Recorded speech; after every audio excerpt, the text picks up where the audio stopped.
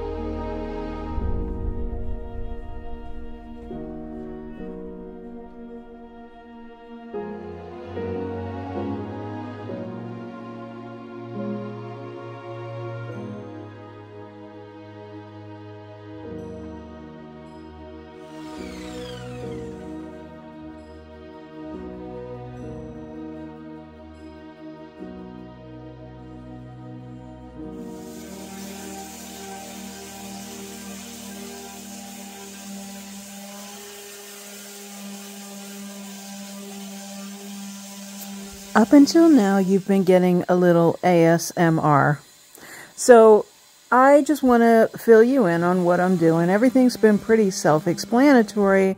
Of course, there's a lot of sanding in this project, but I first used the drill to cut the holes in the corner, and then used the jigsaw to cut the opening for the glass, and then I had to fool around with that just a little bit, just till I got it just right. And now, of course, I'm sanding the drawers and doing all those things. This is a lot of sanding on this project because, of course, we're going to do a whitewash finish. And in order to finish off those doors, so I, cut the opening. So now I need some trim so that you don't see that raw edge on the front side. So I got this trim from Lowe's, and I'm using these miter shears, which is a great investment. I got them from Amazon, and I will put that link in the description box.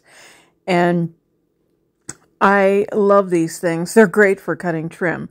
So that's kind of how I cut that trim. And then after you get that in place on the inside, then I have some flat trim that I've used to hold the glass in from the back side. And it was important that I stained those pieces before I put them in because you would see it through the glass.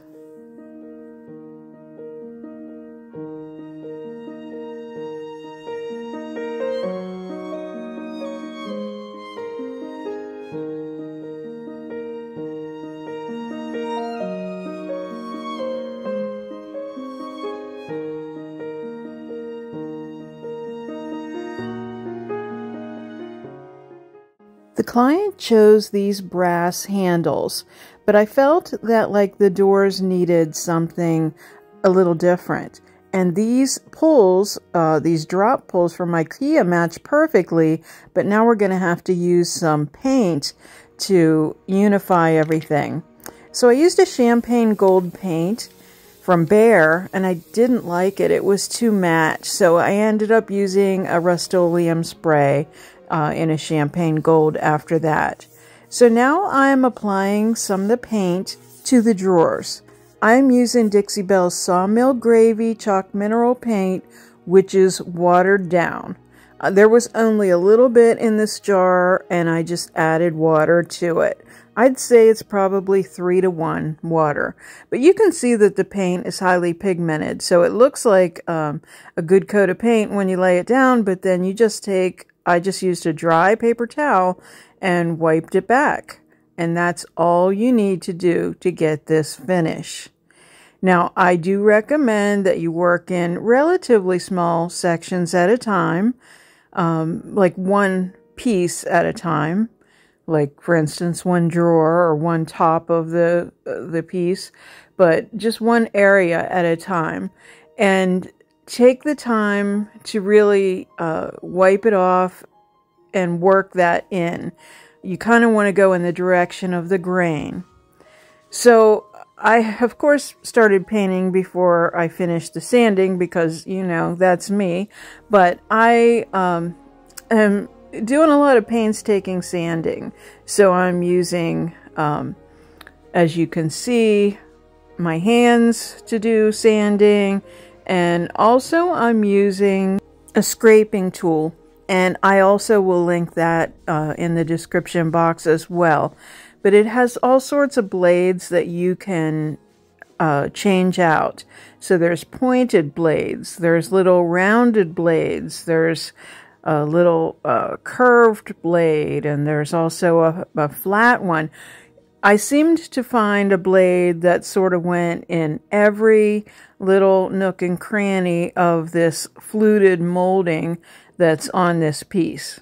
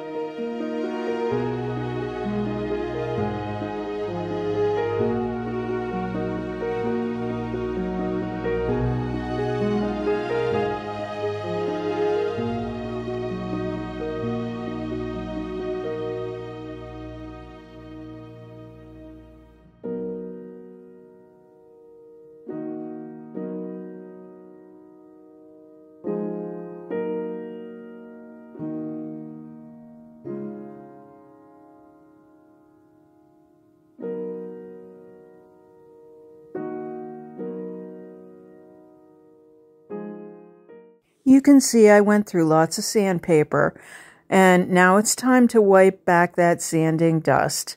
And of course I started with an 80 grit, went to a 120, and so on, and ended up with a 320 grit. But now I'm just using a tack cloth to wipe back all of that sanding dust. And of course, I'll empty those cupboards and get everything out of there as well. And now I am applying my wash to the top of the piece. Again, this is just part of a jar of paint that I used. It's Dixie Belle's Sawmill Gravy, and it's an inexpensive finish. Your biggest investment is your time with a project like this.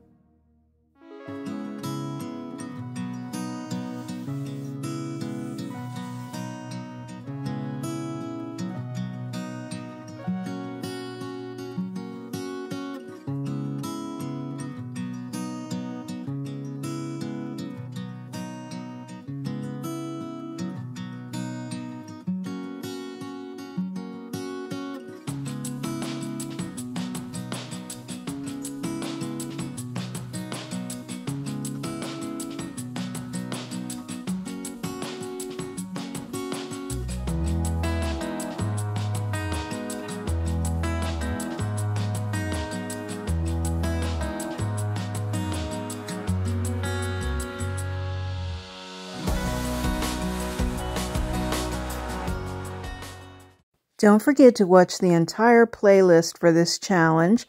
The playlist link will be in the comments and also in the description box. I think it's looking really good. Next up, it's time to do the inside, and then we're going to get this baby back together.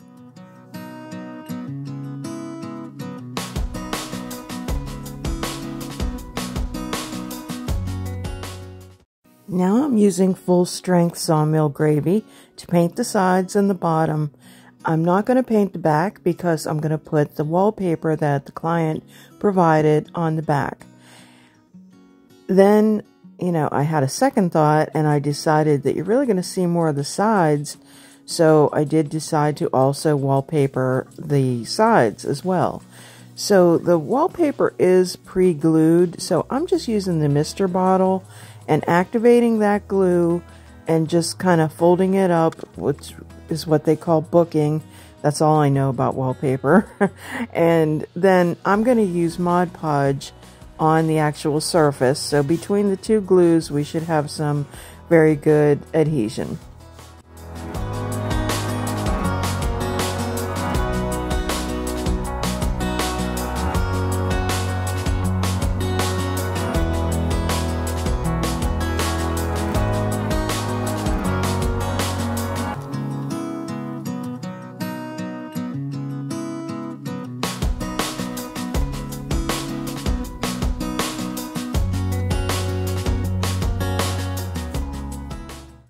I use an X-Acto knife to make sure that all my corners are good.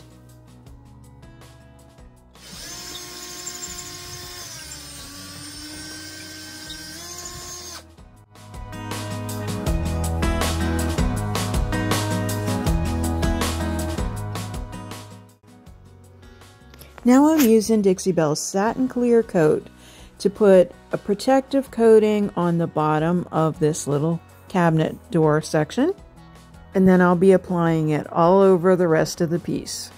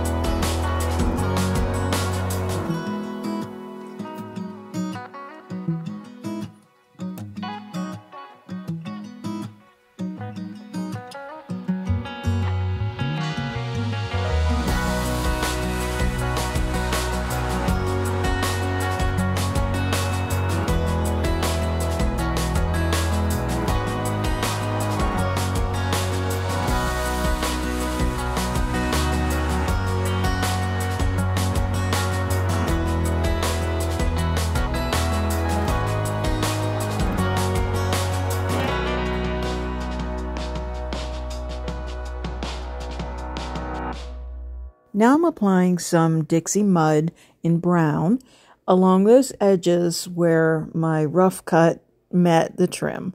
And I'm just putting some over that and then just kind of smoothing it out. This part doesn't have to be totally perfect because it's the inside of the cabinet doors, but we want it to look nice when someone opens the door. So I am then sanding off that mud after it dries, and then I'm taking full strength sawmill gravy, and I'm using an artist fan brush, and I am just loosely coating. And I also am using a spray mister bottle so that I can make it look like more of a wash. But I do think it's a good kind of segue into the cabinet because the cabinet's a darker white. So I'm kind of liking this treatment, and I have to remember to do it on the inside of that trim and on the outsides of the door as well. So I just use that mister bottle and just kind of muddle that color a little bit without entirely losing the brown that's underneath.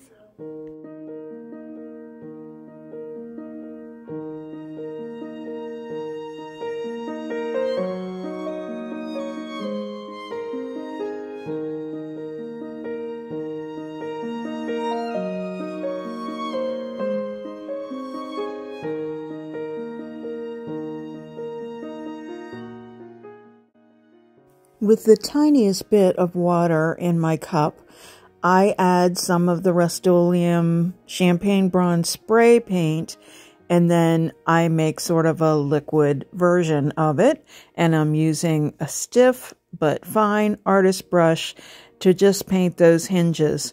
You might wonder why I didn't just remove the hinge and spray it with the spray when I did the handles, but I kind of feel like with these old pieces of furniture, sometimes the less you remove, the better. That's just my experience.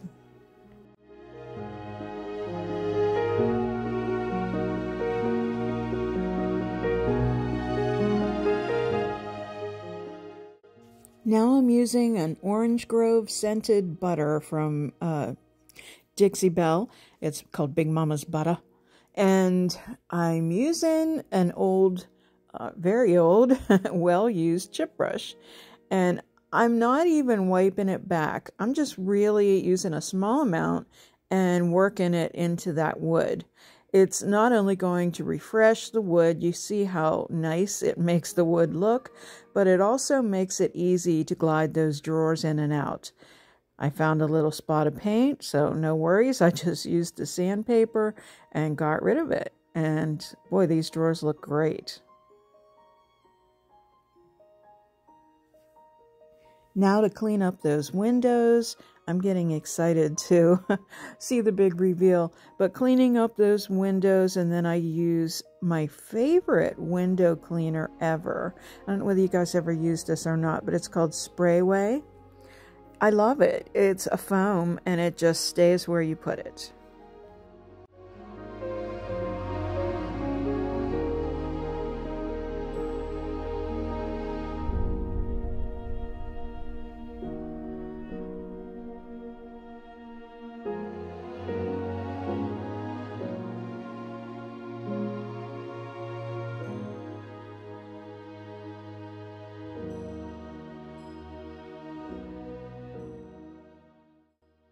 Now I'm using a finishing pad from Dixie Belle.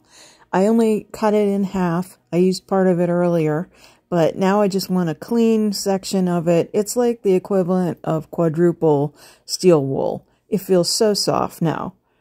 Now I'm putting a coat of satin clear coat on that back piece. The client doesn't want it put on, but just in case.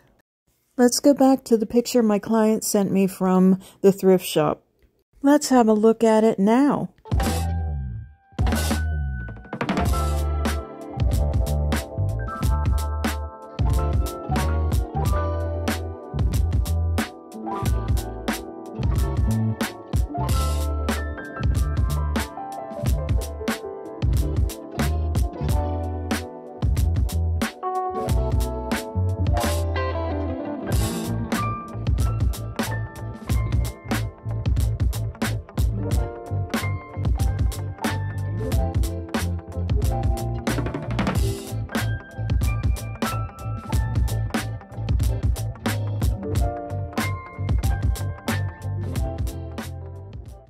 Thank you so much for watching today. Don't forget to watch the playlist. I'll put it in the description box along with those links.